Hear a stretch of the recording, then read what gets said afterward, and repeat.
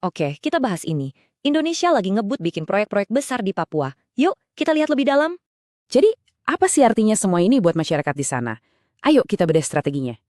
Semuanya dimulai dari Fak-Fak, Papua Barat. November 2023, Presiden Jokowi meresmikan pembangunan pabrik pupuk raksasa. Ini bukan main-main, ini pabrik pupuk baru pertama di Indonesia setelah lebih dari 40 tahun. Tujuannya jelas buat memperkuat ketahanan pangan dan membangun industri di Indonesia Timur.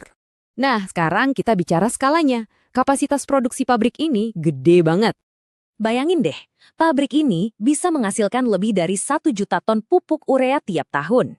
Nggak cuma itu, produksinya juga mencakup 825 ribu ton amonia setiap tahunnya. Pemerintah juga menyoroti adanya efek ganda, yang artinya manfaat ekonominya bisa menyebar luas. Lihat deh proyeksi angkanya.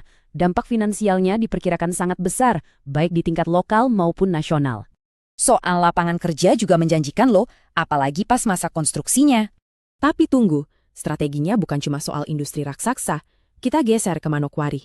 Di sana, Kementerian PUPR lagi membangun kembali 2 ruang publik yang penting banget. Pertama ada Pasar Sanggeng. Pasar bersejarah ini dibangun lagi biar ekonomi lokal makin hidup. Dekat situ, arena Borarsi juga diubah jadi pusat komunitas serbaguna untuk semua warga. Nah, ini semua adalah bagian dari strategi nasional biar pembangunan itu merata.